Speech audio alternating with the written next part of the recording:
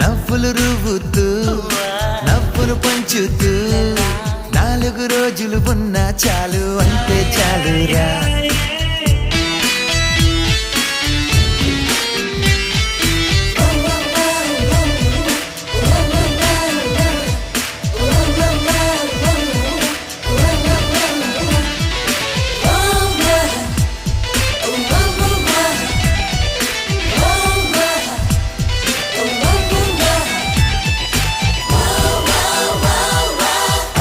పండుని పొందాలి అంతా ఆనందం అందిన వెంటనే పంచాలి